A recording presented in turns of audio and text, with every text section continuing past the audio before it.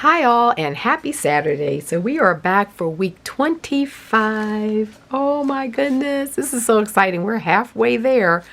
Wow, amazing, amazing, amazing. And look how, I know your books are like chunky. Look how chunky this thing is. Oh my goodness. It's almost time to get ready to start. Probably in about another month or so, we'll be starting our next book, the second one that will take us through the rest of the year. So anyhow, this week, week 25 is all about self-compliments. Yeah, it's time to stop and kind of give ourselves a little pat on the back and just say job well done. Like my mother always likes to say, atta girl, atta boy, you know. And we're halfway there. So it's like this is a perfect prompt to really stop and, you know, just think of the things that have gone well, the things that you can just say, hey, you know, I was able to do this, or I've been able to do that, or just, you know, frame things in the positive. You know, we're so easy to jump on ourselves and be critical and, you know, kind of maybe beat ourselves up for not having done this, or we should have done that, or regrets and things like that. But today, none of that. It's us all about self-compliments. So let's read this. So we're going to enjoy a little bit more gratitude as we continue with this week's prompt. Write a compliment to yourself for something you accomplished recently. Allow your journaling to be reflective of that compliment. Pay attention to the images, colors, textures that are inspired. And in what ways do they add to your visual vocabulary? You know, it's always important that we think in terms of our visual vocabulary. So I read something recently about images and the way our brains operate. So have you ever asked yourself why, when you fall asleep and dream, you see images instead of words? The brain is an efficient, multifaceted organ. You might just as well close your eyes and read a ticker tape, you're recapping the day's events. Imagine reading several colorless pages worth of information about yourself. One elongated paragraph of black and white following another with predictable regularity and a precise detail. With constant revisions, rewrites, never reaching the end, one endless draft after another. If given the choice, I would much prefer to watch a moving picture show. It's easier to respond to an image. It hits the senses directly, bypassing the intellect to evoke strong feelings. Words predominantly occupy the head. An image travels as if on a trajectory aimed directly toward the heart, the emotional center, as well as toward the mind, intrinsically commanding more of our attention than mere words can. And this came from Sandra J. Schumann, PhD. Got that off of her website. You should be able to find it under that same name. I'm fascinated by the fact that as an artist, we have the opportunity to become incredibly efficient in influencing the way others may view the world around them through the ways we find to highlight visual journeys and dialogues. So as always, have fun with journaling time and allow yourself total permission to explore in new and different ways. So yes, you know, the old adage, a picture is worth 1,000 words. So let's just kind of think about that as we, you know, are doing our work. And I've got a little surprise. We're going to do some mark making.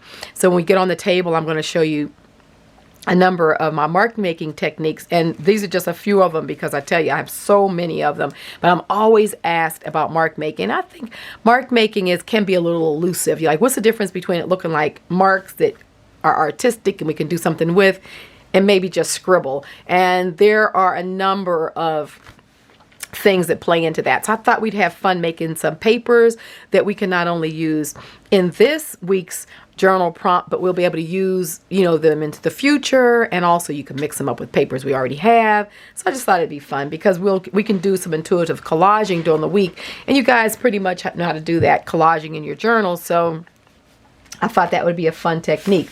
I'm also going to share with you what my self-compliment is. So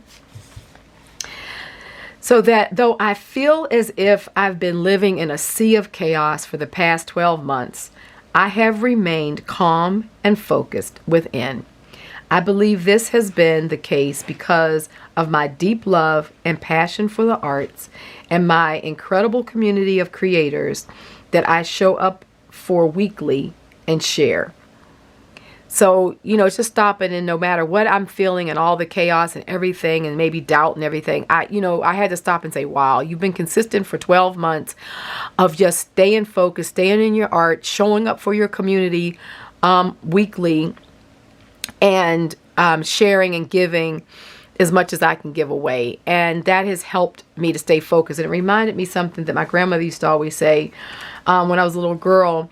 She said, that when a lot of times, you know, when you're like, oh, this isn't right, or that isn't right, and all that kind of stuff. And my mother used to remind me of these words as well, that, you know, when you take the time to do something for someone else, my grandmother would say, well, go find something you can do for someone, you know, go run an errand, go do something, you know, you're a little kid, you know, because that's going to take your mind off your problems, you know. And it's so true when you stop and focus outward.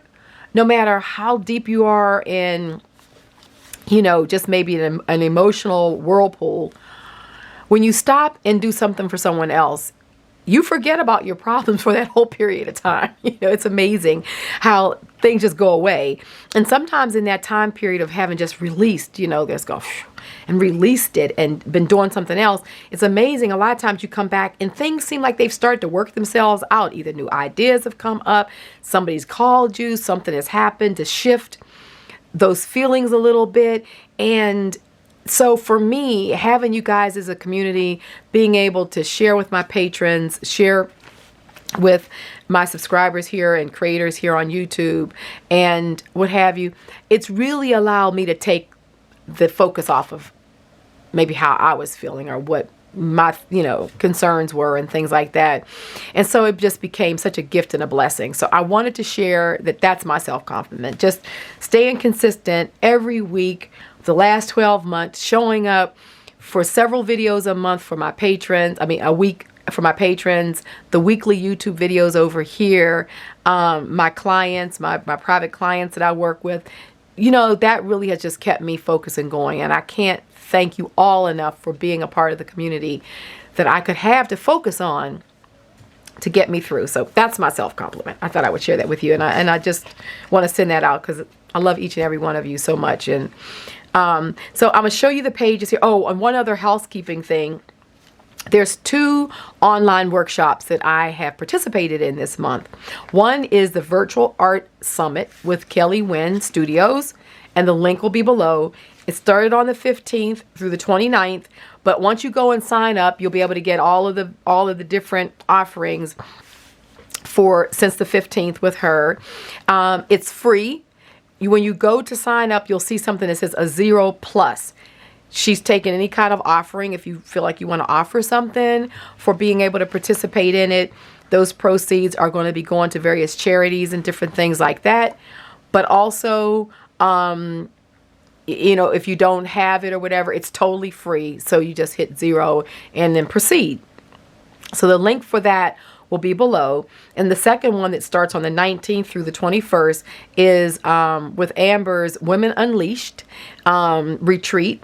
And she's been doing this, her 14th season. So she's, it's a really wonderful community of artists, and there's all kinds of things over there. So that's totally free as well. And the link will be below this video for both of those. You can just jump on, sign up, and jump in and have fun. And the Women Unleashed is what Amber has called her offerings for the last, like I said, 14 seasons. But as always, you know, it's not, you know, it's not just women, you know, men can come over there too. It's all about art. It's all about different body work. So I know I have male followers in my group, so don't think that you can't show up and jump in and have fun with us all. So yeah, I just wanted to say that because I don't want anyone to think like that they weren't welcomed, you know, not at all. Okay. So that's that. Let's do some page flips. This is my intuitive scripting. These were all for my throwaways. So I have several boxes of accumulated scraps. And so I went and got a new box I hadn't been using for a while. And so these are all from there. So this is all intuitive intuitive collaging. And then I had skipped a page back here when I was going through my journal. I think I had mentioned that I had actually skipped a page. So I went back and did this in here. So just fun, intuitive, just pulling bits and pieces together, filling up our books. Alrighty, so that's everything. Don't forget to jump in and do the free online retreats. I don't think you guys will be disappointed at all. And I'm offering 2 separate type of techniques. So one's going to be jelly printing, and the other is going to be some more mark making and small bookmaking. So yeah, all right, take care, love you all, and we're on the table. Bye-bye. Hey y'all, so we are on the table. Let's get ready for some mark making. So as we think about week 25 and, giving ourselves self-compliments and really just digging in deep, and I've already shared mine with you all, and the idea that, I'm just so connected to my art and the passion that I enjoy so much from creating, that it has really kept me centered. And so one of the things that I thought would be a fun technique to mix in with this, because I think that that's a very contemplative prompt for this week. So it's something I know you'll be thinking about. You can write in your journals. I thought mark making would be a nice thing, because you could do some mark making and do some of the writing that's supportive and, self reflective, and really just, giving yourself atta girl, atta boy, type of thing. Like sometimes we're so hard on ourselves, and I think we really could spend the time more stopping and just saying, hey, job well done, And we're not always going to get it right. We're not always going to feel like it's well done.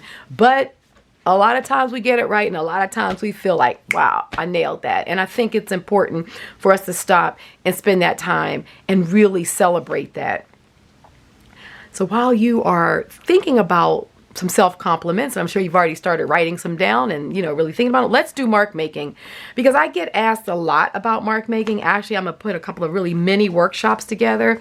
I have some coming up the end of July and August. I'm just going to do some super mini workshops. They're not going to be expensive. You can jump in. We can just tackle a technique, because I think sometimes in workshops there's too many techniques to get thrown out. And I know I'm guilty of that, because I try to jam pack and give a lot of value when I'm showing you all things. And I thought, well, sometimes it's just good to do one thing and explore it. So mark making.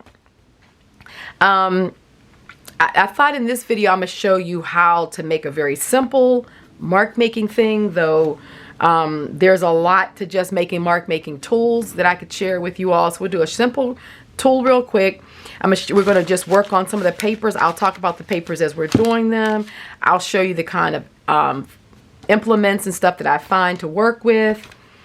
And we're just going to make a lot of paper, because then you can use this in your journal. You'll be able to use it in other collage work. We'll talk about some of the papers that I'm selecting and why. And also, I want to break up some of the fears around not using archival things, because I know that'll come up. I know with some of the papers I'll be using, I'll get some comments about, well, that wasn't archival and all that. And I'll tell you why I no longer worry about that, but it's because of years of experience. And also, I do worry about it. Let me back up. It's not that I don't worry about whether or not something's archival. I worry about it in an appropriate setting and project. So if I'm doing something where somebody is paying me for it, and I know that it's something that's being either commissioned or something that I plan on selling for more than a few $100s, then I'm going to make sure that I really stick as closely as possible to archival stuff. And then archival, what? Is it going to be around 100 years, 200 years, 300 years? Is it going to be around 20 years? Is it going to be around 1 year? Okay, like we got to also define how long archival periods are, because everything that may not be 100% acid free may still live 300 or 400 years. Honestly, it's amazing. So, we'll talk a little bit about that as well. Okay, let's start off first by making a very quick mark making tool. And what I like to use is just a piece of bamboo.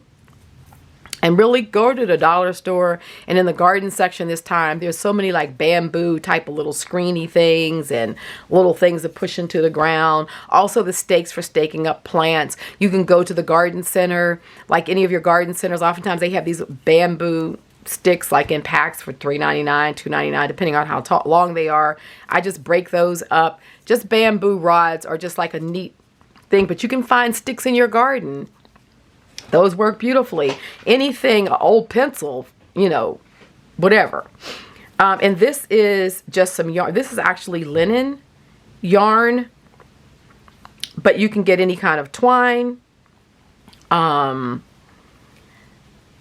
you know, that you want. So I'm going to get like maybe 5. That's 4. Let's do 5 because it's an odd number. Pieces of about, these are about, what, 5 inches long. You can make it any length you want. I'm just making this 5. So that'll be 5 pieces, yeah. And then just taking this stick, I'm going to, let me hold this in my hand. I'm going to take my plug is kind of far away, so hopefully you guys can see it. But I'm just taking, see right here, okay, into the film. I'm just going to take, oh my God, look, I've got some black glue still in here. Glue stick. I think I had it in here when I was working on making seals. Okay, so we're just going to wrap it around. So I'm really just literally pressing this end into the glue. Sort of like that. Okay. And then I'll just take another length of this. Same, maybe 5 inches or so. And we're just going to I'm just really pushing this in. I want to make sure that all of this really stays. Now that the glue's not hot, I'm really just pushing this in to the glue.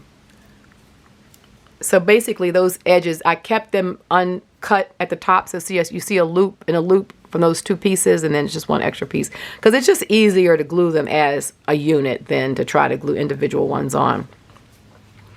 And then I'll take some more. And sorry, I'm at the edge of this, but this is about as far as my little glue gun wants to reach. So now I'm going to put some glue just over top of this. And then I'm going to take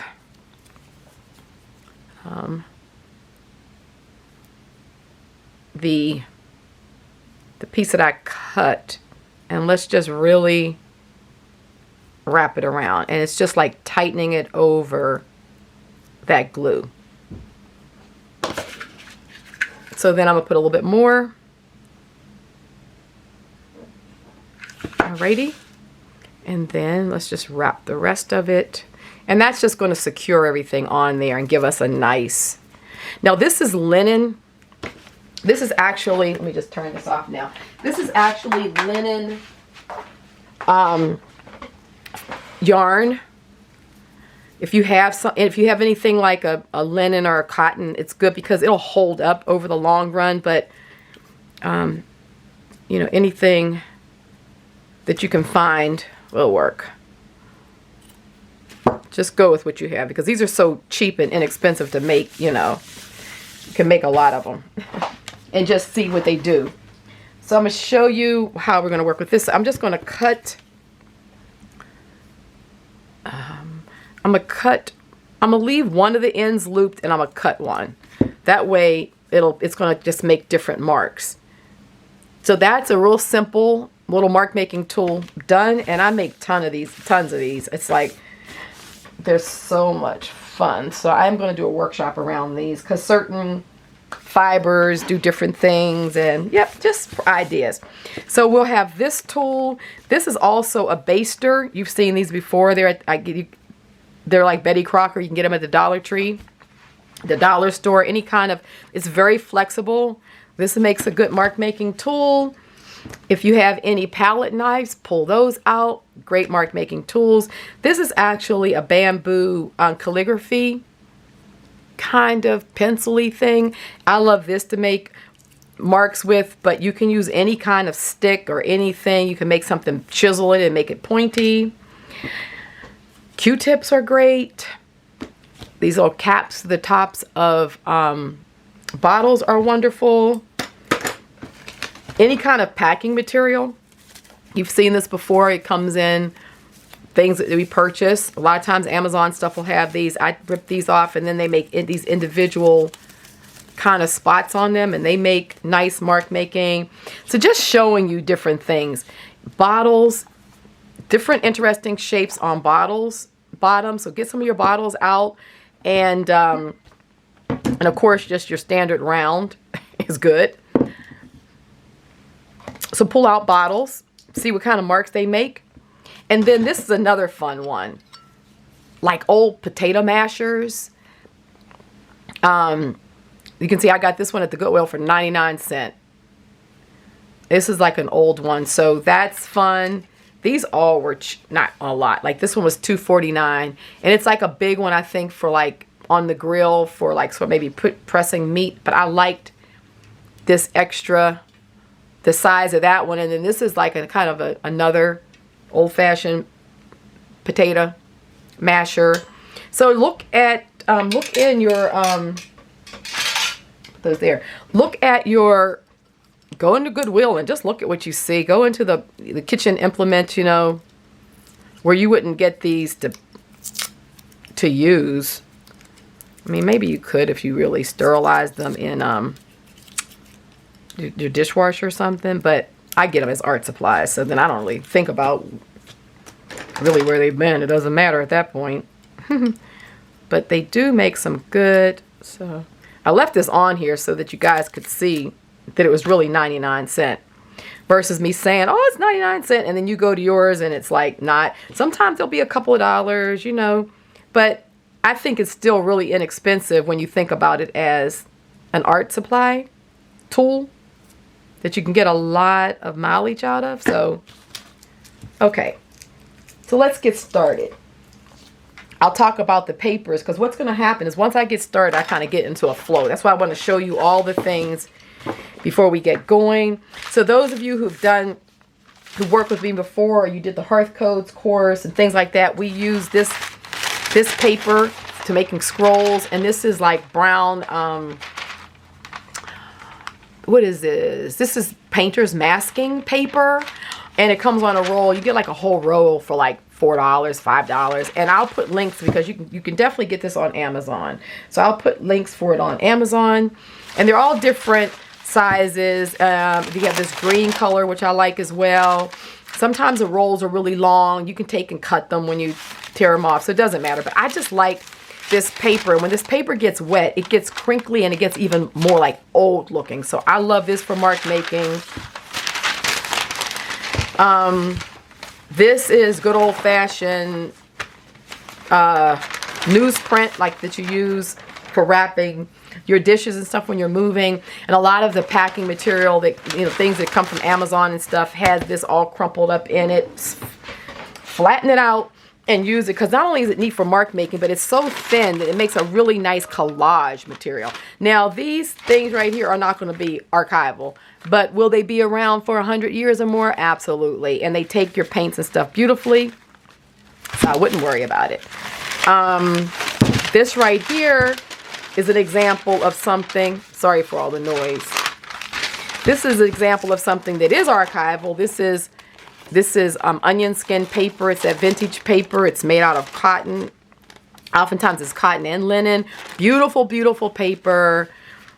But not only is it hard to find these days, when you buy it, you're going to pay like $20 for 30 sheets. Well, you're not going to probably want to just experiment a lot. When you get to these sheets, you're going to be like, I want to make sure I know what marks I want to make. And see how that does. Immediately that will inhibit your creativity. So yeah, and that was a mistake that I used to make too. Like, when I first started art, I'm, exhibiting, everything had to be archival. You're spending like, you know, $7 or $8 for a sheet of printmaking paper. You're like, don't want to make mistakes. And that was a problem that I ran into because I didn't, honestly, I wouldn't, you know, like I wasn't experimenting. And, you know, so you got to have stuff that you're willing to experiment and make mistakes on. And in that way, when you get it right, you've gotten it right. And then also this 100% cotton resume paper, Southworth, Crane, beautiful papers. And these are archival because they're made from cotton. So they're not made from the acid and stuff from the trees. I mean, you know, from wood pulp. And you can find these a lot of times at the Goodwill. Like I found this box for $3.49. But if you bought this outright, you're talking about $20-something, $30 for the 100 sheets. So, you know, when you get at this price, it makes you experiment more. Like you're good with that. So these are just a few examples of some things to use. Of course, have added with things that you already use, like watercolor paper, drawing paper. I didn't say those because to me, those are like the obvious ones. So let's go ahead and rip some of this. I wanted to kind of give you ideas around some of the stuff that may be a little less thought of, that I really do enjoy using. These papers right here I get from the Asian markets. These are like on newsprint, and they're designed for like a lot of the ceremonial stuff, but I love the gold and the silver leafing that's on there, and these are great for mark making as well. So let us get started. Now that I've kind of filled you in on everything that we're using, let's begin. So I'm going to use Sumi ink exclusively today, but you can use any inks or paints that you want. It's just easier to keep it to one thing since I'm going to be showing you different stuff. So I don't want to like be all over the place with paints and inks and this and that, you know. You'll know how to flip, you know, switch it up for what you want. Okay, so the first thing we're going to do is, let's go ahead and play with this. So let's start off with this little tool. And we're just going to make step marks and then, you know, kind of put things aside to dry. See, I like how this sort of makes solid lines and then it sort of splays out and makes the individual marks. Very flexible. Okay, so that shows you that one mark. This right here, I kind of crunch it up into sort of like a brush. And then this will make another kind of scratchy mark. See how it's bigger? So you definitely, when you're doing mark making, you definitely want to alter the size of your marks because you want to see it. That's what's going to create the interest on your page. So let's take 3 of the, I didn't say anything about the Q-tips, but Q-tips are good. You can do like them like that.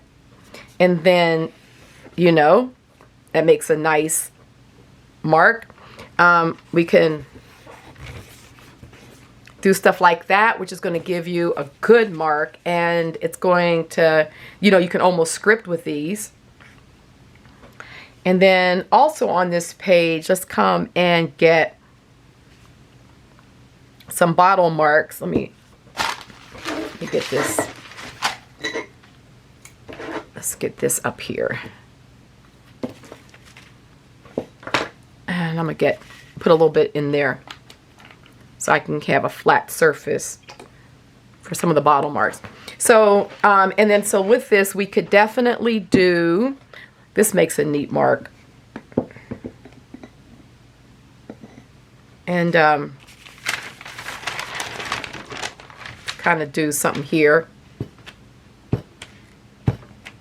So, you know, you get some neat marks going. Ooh.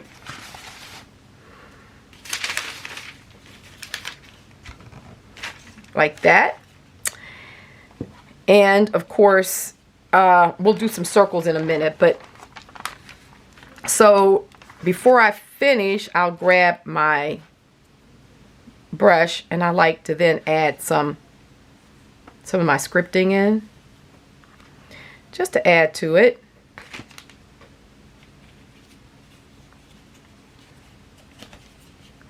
And then what that's going to do too is, you know, what you're doing with these papers, you're just trying to get a lot of marks so that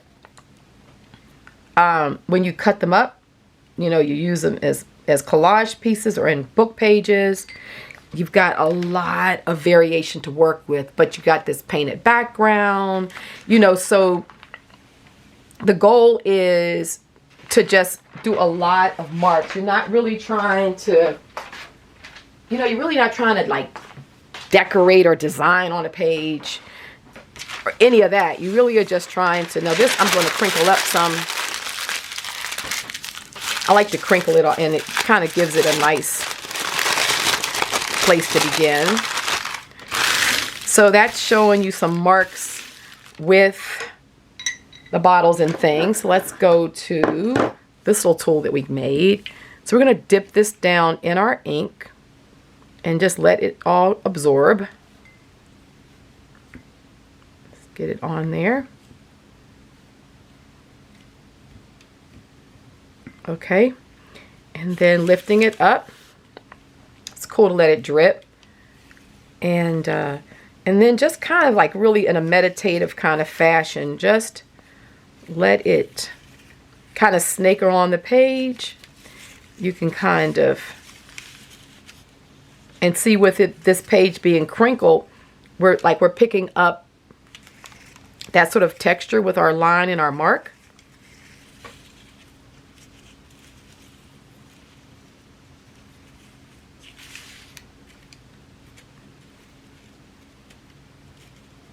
And you could even sort of lay it down the length of it. Let me put this here. So I'm going to let that dry. The other thing I will do is, let's use this more oval and then just kind of stamp, you know, just stamp sort of throughout it, so you're kind of breaking up the way the pattern is manifesting here. And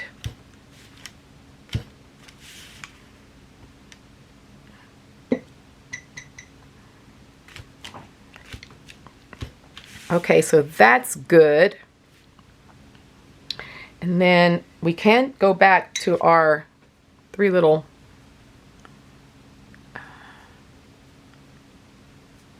Q-tips and then just kind of setting them up so I can sort of make a separate dot pattern. And so then we can come in and just create this dot pattern, kind of overstamp on what you were printing, because the thing about mark making is you just want to integrate the pattern. You want to make it dense. Things being dense are a bit important, because when you go to tear this up, it's going to make a lot more sense for things to be dense than not. Now, okay, I have to put these in. You guys know how much I love these dye sprays. I do these too when I'm working with things. Once with that ink being wet, oh, I love, because the ink will also start bleeding.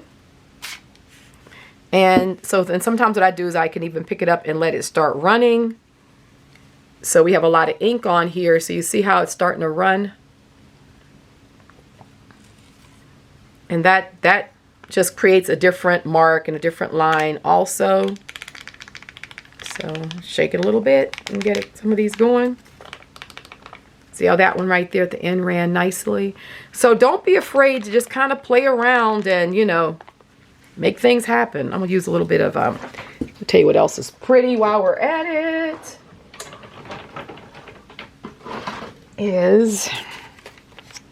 Let's get a little bit of the beige honey and a little bit of gold. And I'm gonna show you how we can just turn this thing into a work of art that you're just gonna love.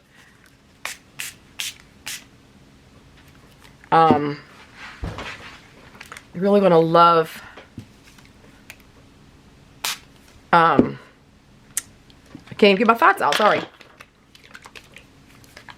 Collaging with. And let stuff run. Making it run just gives it a lot more interest, and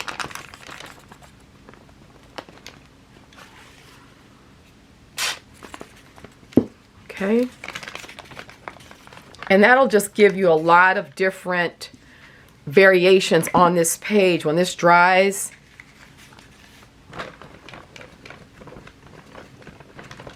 just kind of shaking it and let it move around. This is also when you can take a little bit of your coffee like that we used the last time, which I have right down here, and you can just spray it a little bit, because what that's going to do is help this ink to run some more. Oh, I mean, I got techniques for you guys. There's things we can do. So this is perfect. So let's let this dry. This is going to be really yummy when it's done. See how easy it is to make your own papers? Okay, so let's get another, let's work with this green. So with this, what I'm going to do is I'm going to start off with sort of making a scratchy background. So let's just kind of get this. Oh, love it.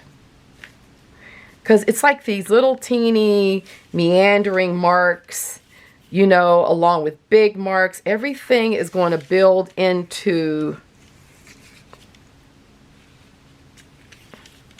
making it a very complex. And you can also, since there's like ink in the yarn, you can actually take the stick part of it and then just lay it different places, and see you're making these other kind of marks. They almost look like little bird feet. But it's just kind of pressing it around and you're getting a different kind of mark. So work with your tools. Okay, so we get this kind of mark going on there, which is nice.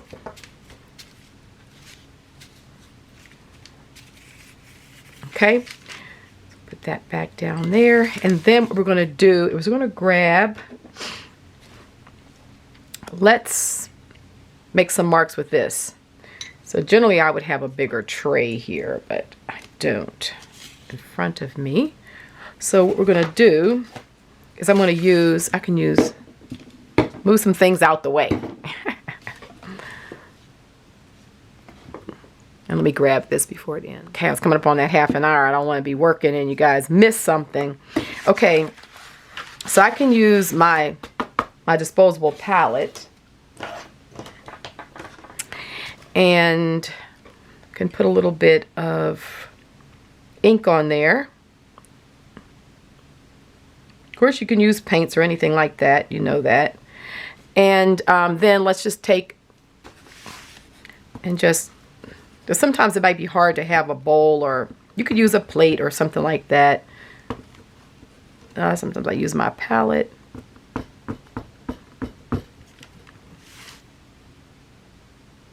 Okay, this is the first time I've used this one, so I can see that it's a little bent. So in order for me to get a full mark, I'm going to have to kind of lift it up and put my hand under it so the paper will. Look at that. See? It's like so cool. Oh my goodness. I love these marks. So just integrate them in. So you just kind of put them around the place, and they don't have to be like this one has got ink on it, but it's not going to be a full print. That's okay. We can kind of play around with the prints that we make. So let's get like this one so you see what this one does. Let me put some more down. Okay, so we'll do the same thing. Oh. These are a little, they can be a little bent, so you kind of have to, I'll lift the page up and then really work it around. so that I know I'm getting it all on there. And then stamp it. So go get some of those old tools and see, look at that. That line is brilliant. I love it. Some old, you know, some old kitchen utensils. Maybe you're not using them any longer. Maybe you inherited some, you know how that is, and you never really use them, but you don't want to get rid of them because they have so many memories associated with it. I know that happens to me a lot. So repurposing them in our art and then being able to really use them. Oh, this is good. Okay, so that's why I like using the disposable palette, because it allows you to get underneath there and really get the ink on the shape. If you kind of use a plate, sometimes I find it is limiting. You just never know from utensil to utensil what's going to happen. So.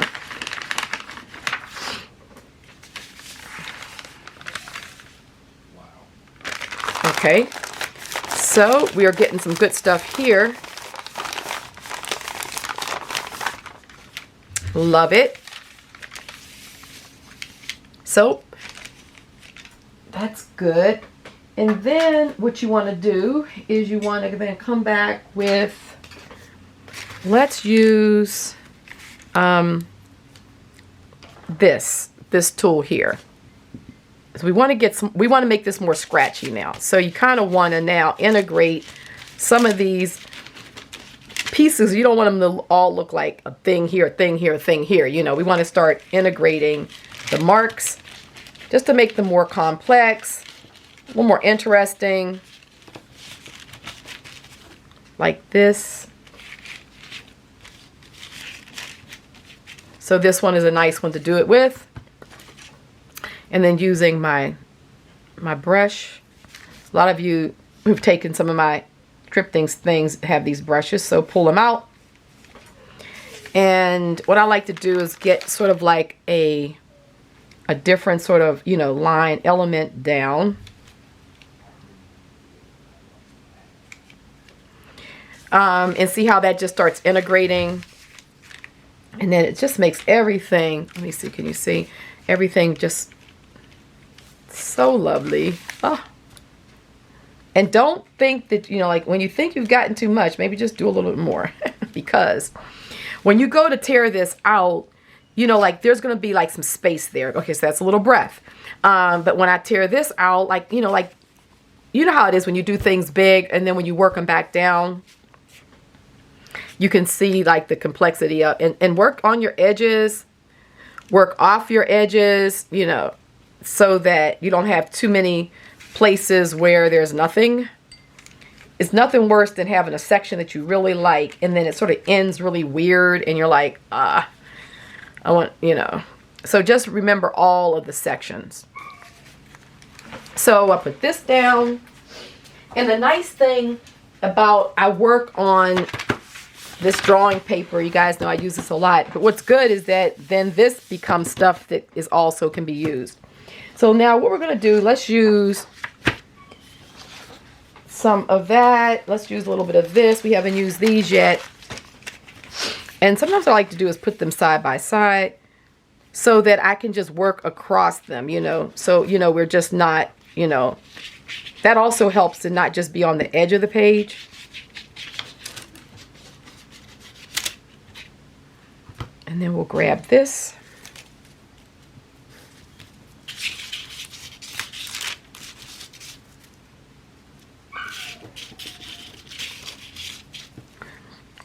When you hear the puppy, he's in the crate. And he doesn't want to be in there right now. He's been out all day, but sometimes when he's motoring around the place, you know, of course he's the happiest, but when we're all doing things, I don't want him to get in trouble and hurt himself or something. So, oh, and see how this is making a nice thick line that's integrating in with all the other thinner lines that we were doing. And it's also like, it's almost like you're able to make this solid, really, you know, nice line in this. So everything has its place. You'll discover your favorite tools.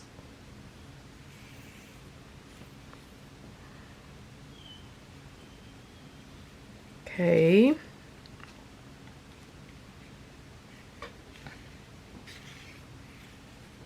So be patient with the process, and then I'm gonna make do some circles. Here again, we're just doing these random types of marks.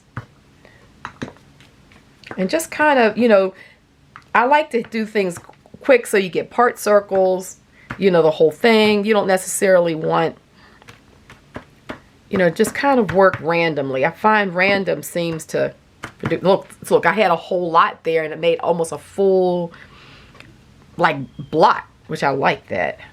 Because I dipped it into one that had a lot, so, and it was a bubble there still. Okay, so that's good. Let's grab some of these.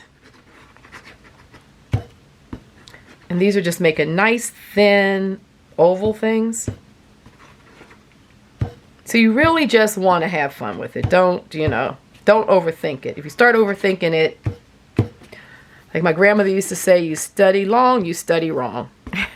Sometimes it's just go with it.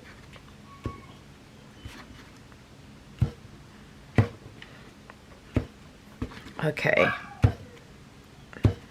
Okay, I love that. So let's see what else. Oh, I was going to show you guys this. This is just another mark making tool. It's real scratchy. So it's kind of nice to go back over where some of the places may be wet, and you can just scratch smaller kinds of marks into it. So it's just a way of continuing to change the line. So that's why I'll use things like that. What else? Let's go ahead. Spray a little bit of this. I find that this iridescent is just so nice. When it dries, it just gives another quality to the paper that is like totally. And then, you know, so when that dries, that's going to be like this section here, you know, that will have that on it, where maybe this piece doesn't, or maybe a little bit of overspray happened.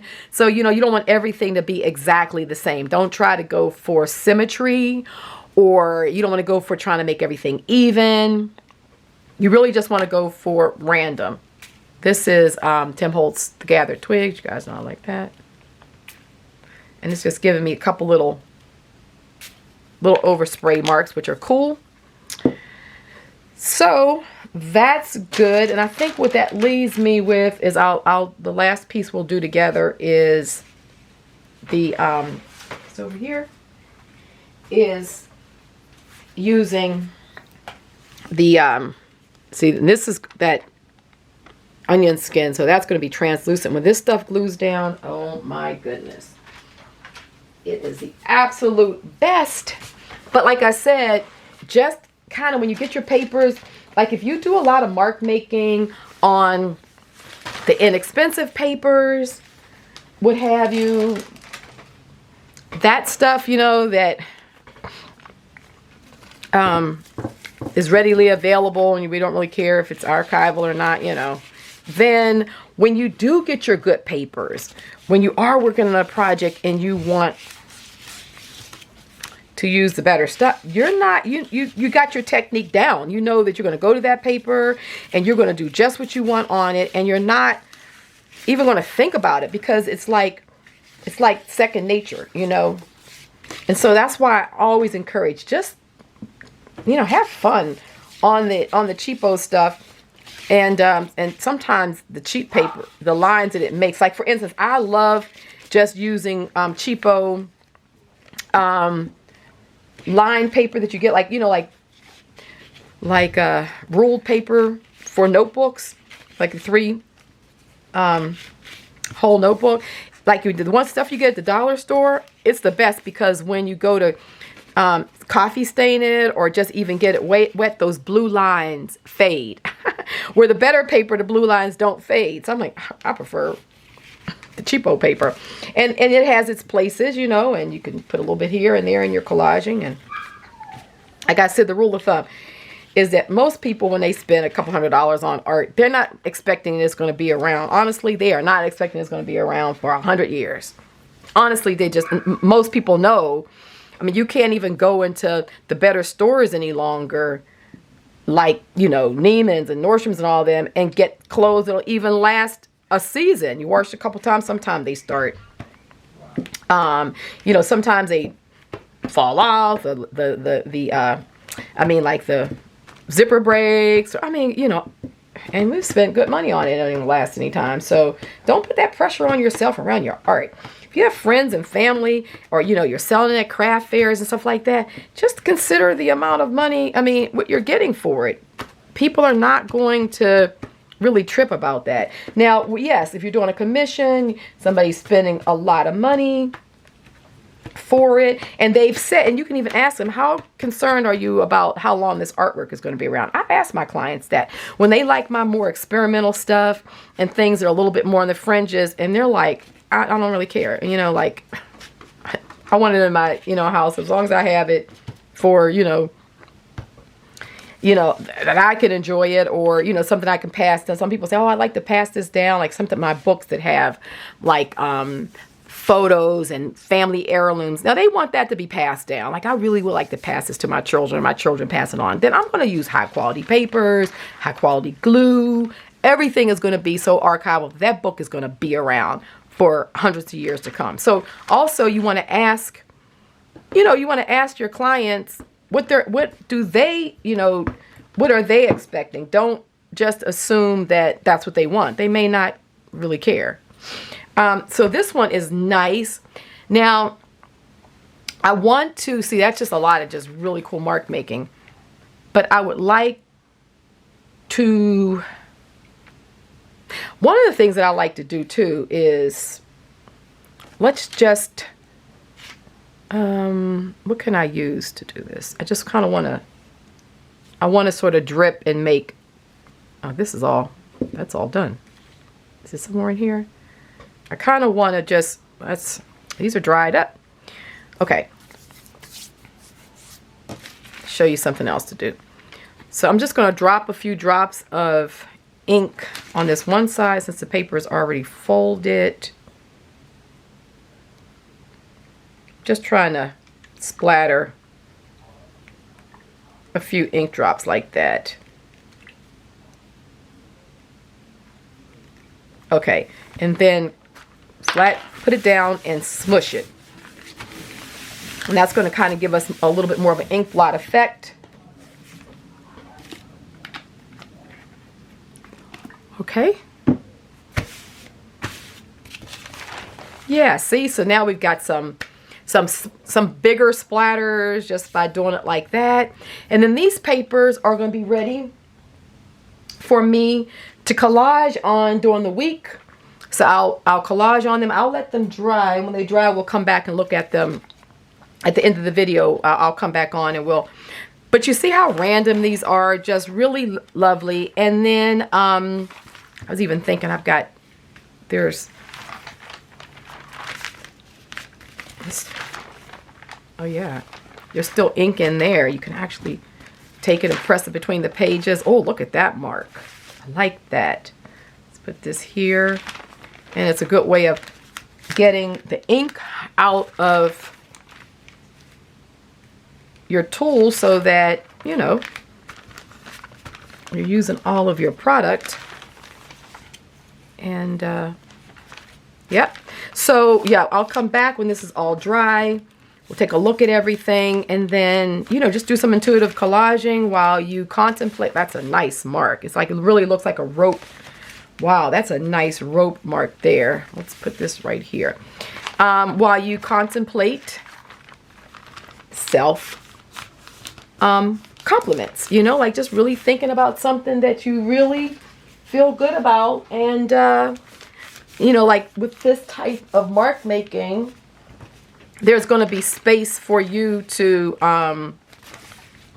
you know, do some writing. You know, we'll do it so there's writing and stuff that can be done in there and what have you. So this will get you far, my friends. So these are just a few of mark making techniques. I could do this for the next couple hours and still probably not run out of ideas because I do like mark making.